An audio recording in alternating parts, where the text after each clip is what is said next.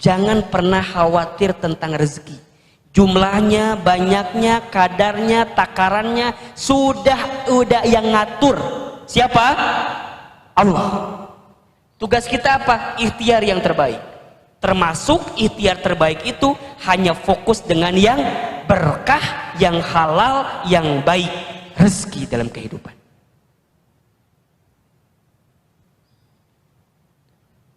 Kerja kita itu, bisnis kita itu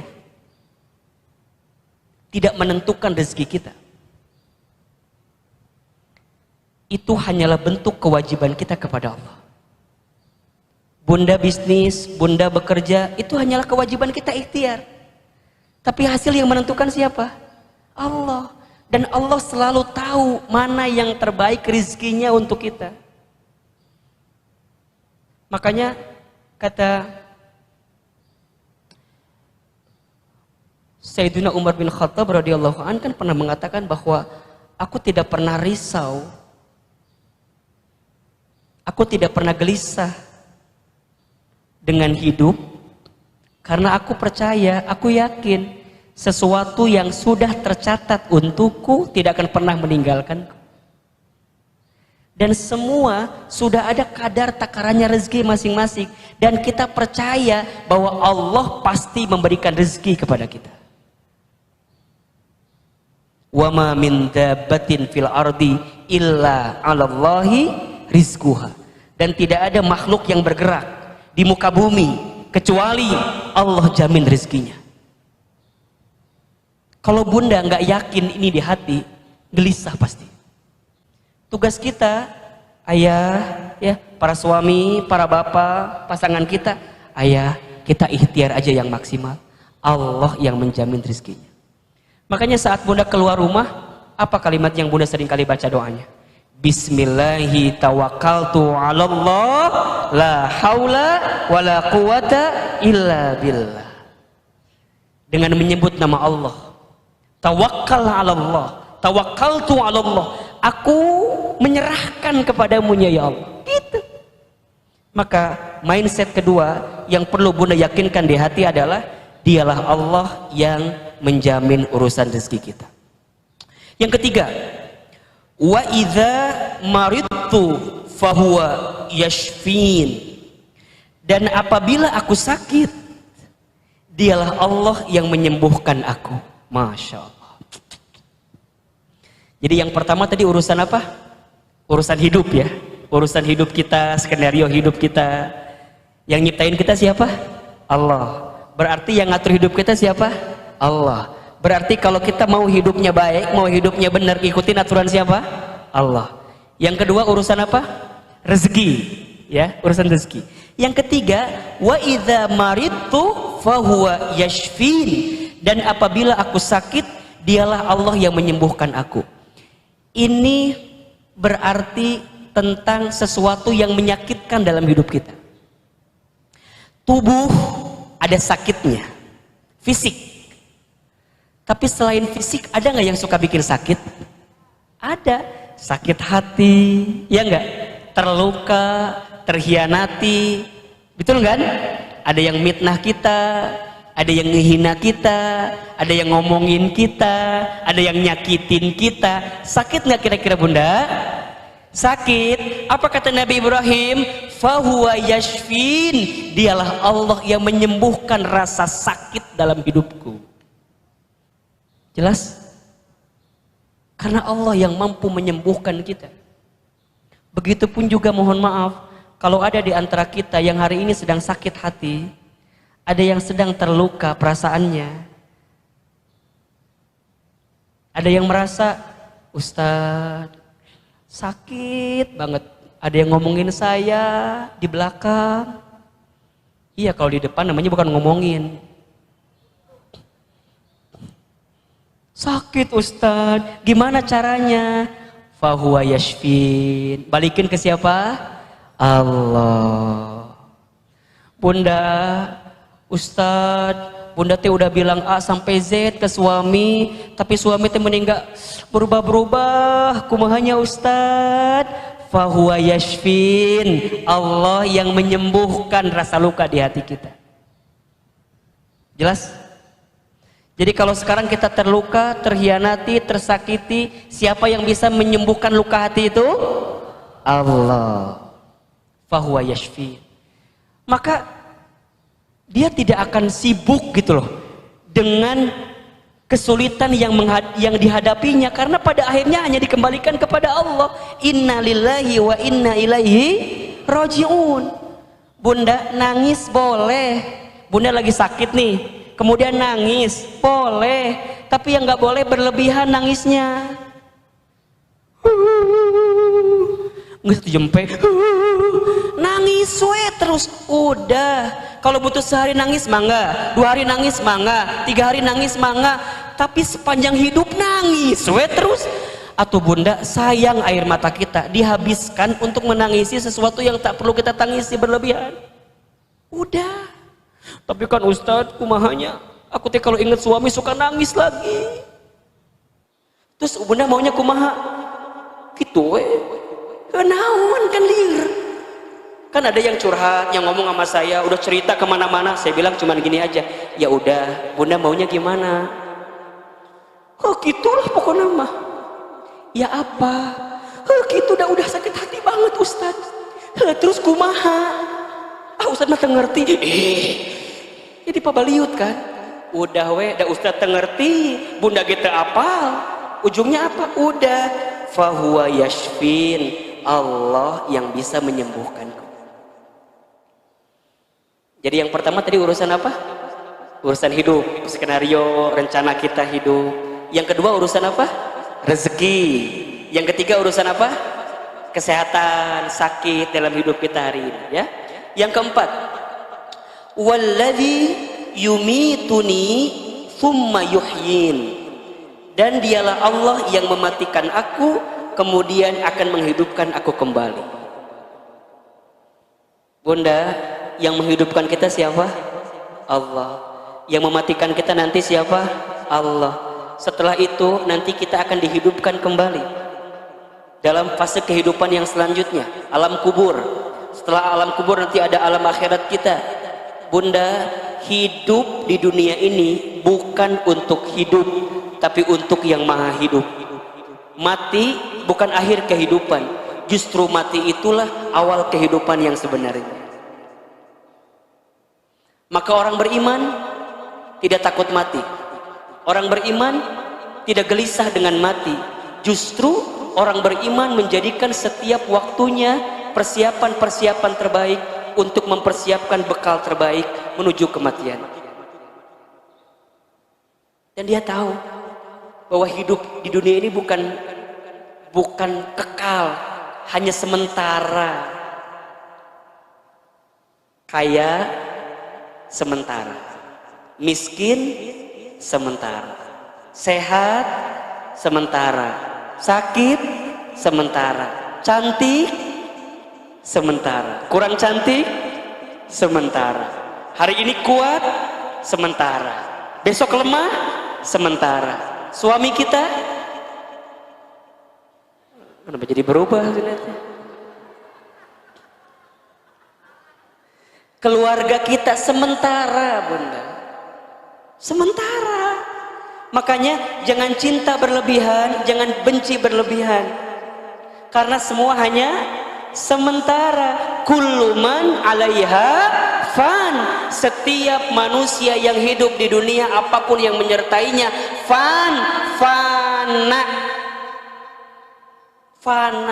Bunda, hari ini jag-jag waringkas sehat sementara. Jangan sombong. Bunda, kita yang hari ini sedang terluka, terhianati, tersakiti, jangan putus asa. Sementara, biasa aja. Bunda kalau paham nih konsep ini, memandang sesuatu biasa aja. Ada orang yang dikayakan dalam hartanya, biasa aja. Allah cuma nitipin harta aja sama dia. Gak akan, ya Allah, sementara. Bunda, adik kakak kan nggak sama semua ya. Ada kakak, mungkin kakak kita lebih rezekinya, adik kita lebih rezekinya. Bunda nggak akan iri. nggak akan sirik sama adik kita, kakak kita, karena semua hanya sementara. Jadi nggak akan silau dengan kehidupan dunia ini, karena kehidupan dunia ini hanyalah sementara. Pada akhirnya kita semua akan mati. Kan begitu. Orang kaya, orang miskin, raja-raja, rakyat biasa, yang di belakang,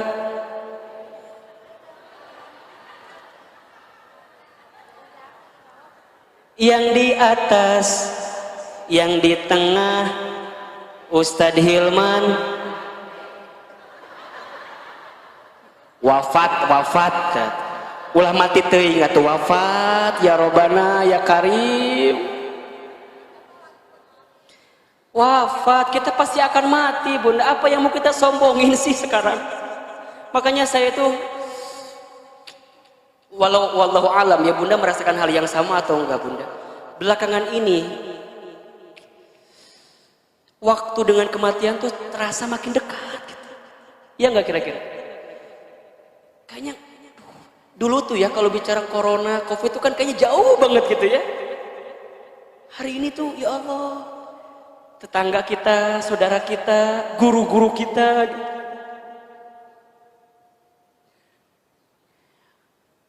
Kadang ya yang membuat saya itu sering mudah menangis, yang sedih itu kita tuh sadar ya Bunda, belum banyak bekal gitu untuk pulang. Ya enggak kira-kira?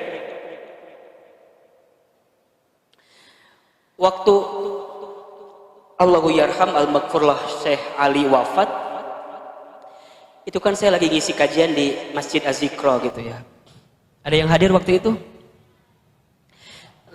Lagi ngisi, tiba-tiba dapat kabar beliau wafat gitu. Saya langsung tidak bisa berkata apa-apa gitu Bunda. Langsung diam, langsung kita tutup dengan doa, selesai gitu. Kalau orang yang sudah banyak amalnya gitu ya, bekal kebaikannya banyak, tentu kematian itu adalah sesuatu yang dirindukan gitu.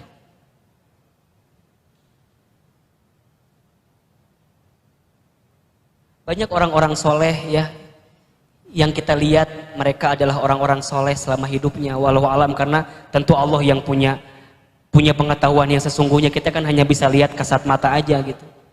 Allah panggil usianya gitu. Dan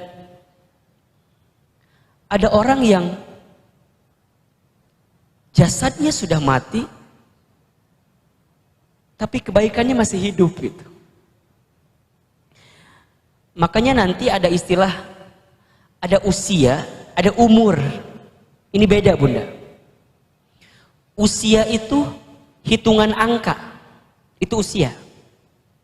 Bunda 60, 50, 40, Ahilman misalnya 30. Itu hitungan angka. Tapi ada umur. Umur itu hitungan kesadaran. Termasuk hitungan kebaikan. Boleh jadi usianya pendek tapi umurnya panjang. Boleh jadi usianya pendek tapi umurnya panjang. Maksudnya apa? Orangnya sudah wafat tapi kebaikannya masih kekal. Syekh Ali wafat di usia 44 tahun. Tapi umurnya boleh jadi lebih panjang daripada usianya 44 tahun. Betul apa enggak? Sampai hari ini kita masih dengar tilawah Qur'annya. Sampai hari ini kita masih dengar potongan-potongan video dari beliau. Almarhum Gurunda Morobina Kiai Haji Muhammad Arifin Ilham. Usianya sudah wafat, tapi umurnya masih panjang. Az-zikronya masih ada, penerusnya masih ada, zikirnya masih bisa kita lantunkan, doa-doanya masih kita bisa bacakan terus. Umurnya masih panjang, usianya pendek. Pertanyaannya adalah, kita hari ini masih diberikan usia, betul apa enggak? Namun setelah usia kita wafat, kira-kira umur kita panjang apa enggak?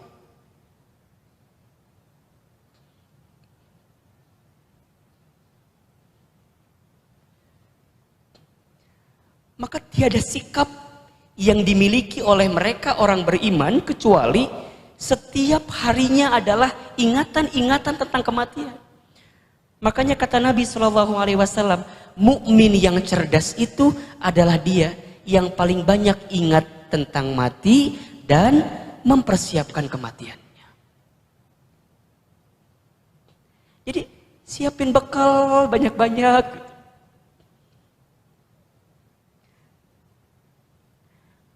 Infak, sodako, baca Quran, berbuat baik sama orang lain, ikut taklim, tidak mau menyakiti orang. Karena kita tahu bahwa hidup ini bukan di sini sebenarnya, tapi nanti di sana. Gitu. Ahilman, mungkin saya pinter nyampein sesuatu gitu ya, menceramahi sesuatu. Kadang saya takut. Ya Allah, kira-kira yang saya sampaikan udah saya amalkan atau belum? Takut.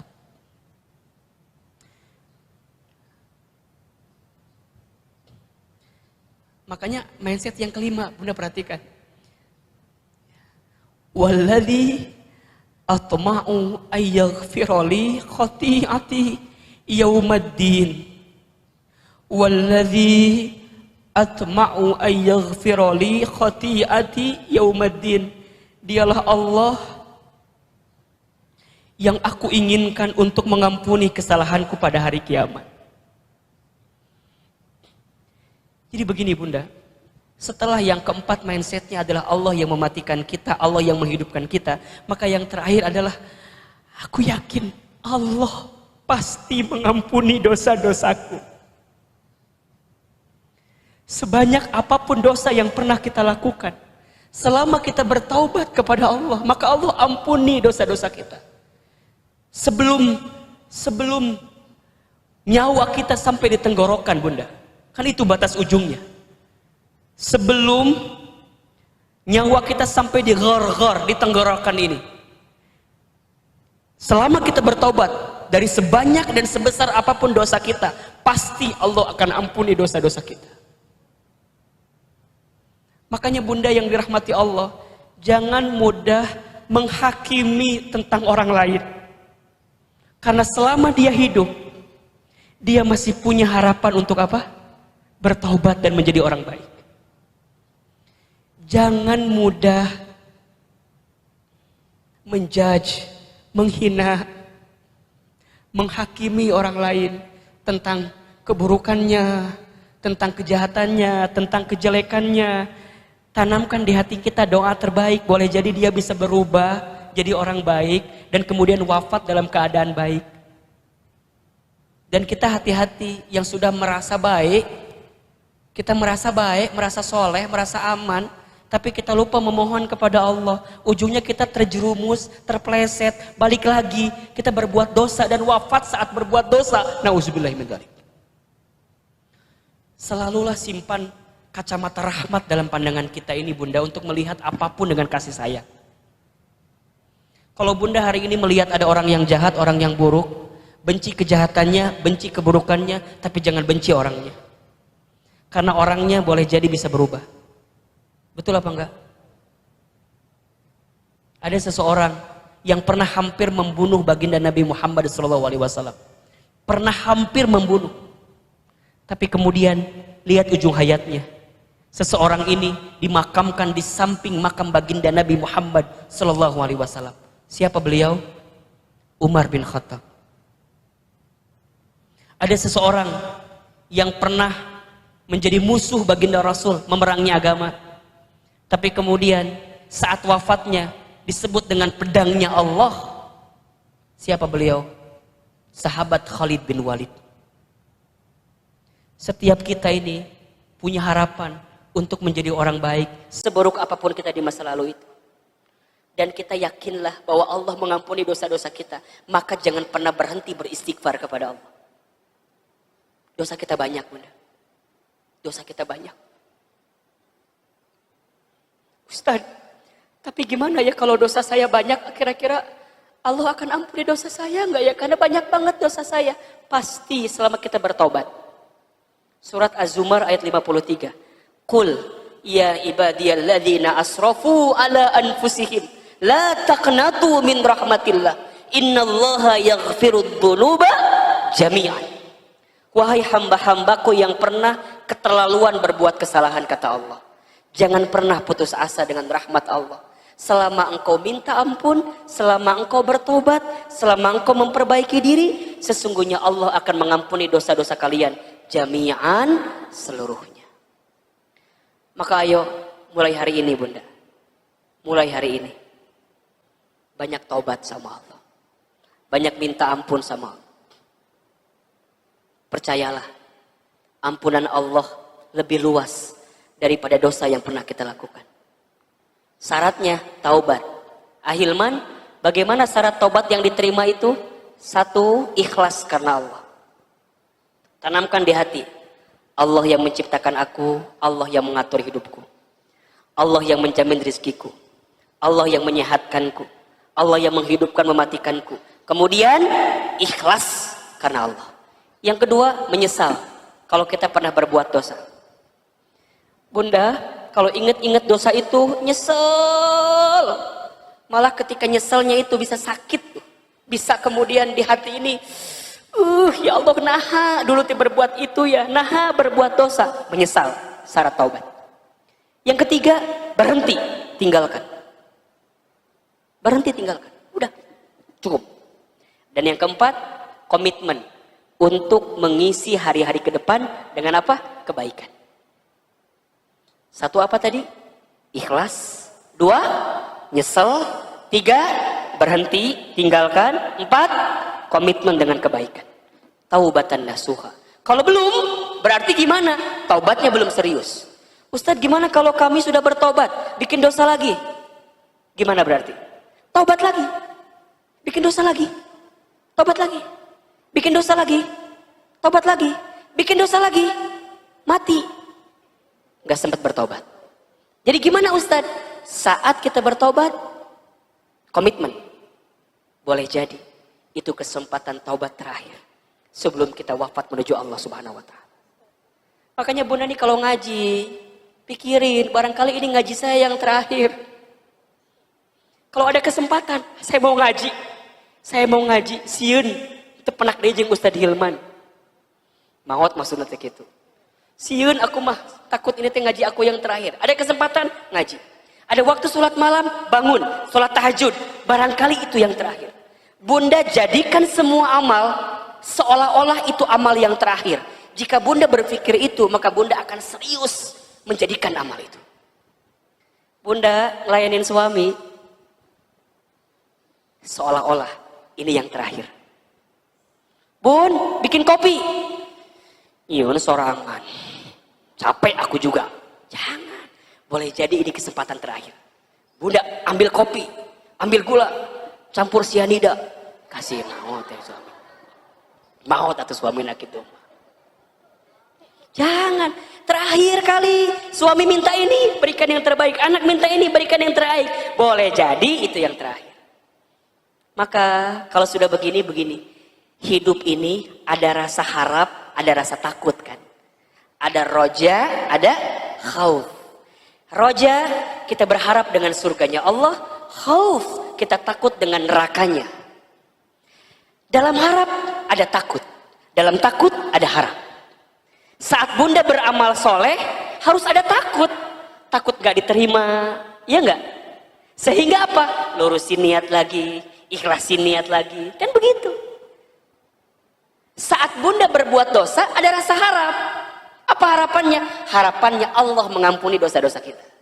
Ada rasa harap dalam takut, ada rasa takut dalam rasa harap. Dan itu yang harus kita miliki semuanya. Maka jika 5 mindset ini sudah kita tanamkan di hati kita, tenang hidup ini bunda. Yang pertama, Allah yang menciptakanku, Allah yang mengatur hidupku. Yang kedua, Allah yang menjamin rezekiku.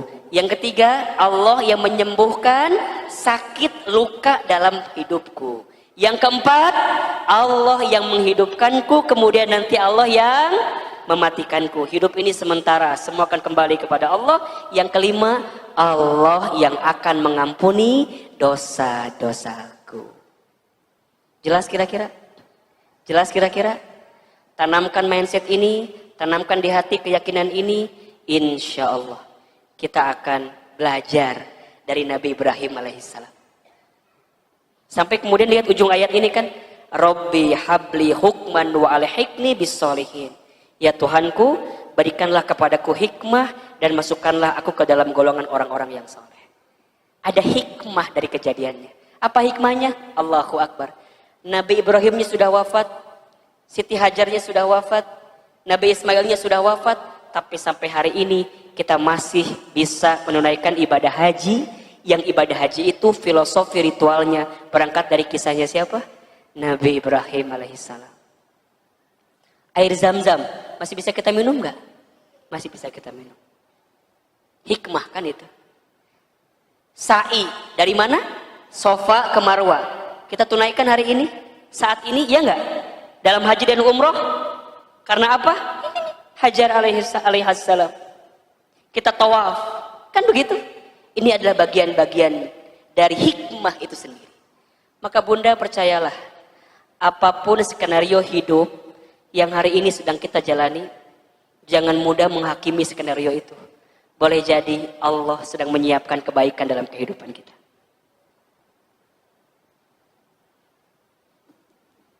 Bunda punya anak, mungkin anak Bunda belum sesuai dengan kemauan Bunda. Jangan pernah berhenti untuk mendoakannya.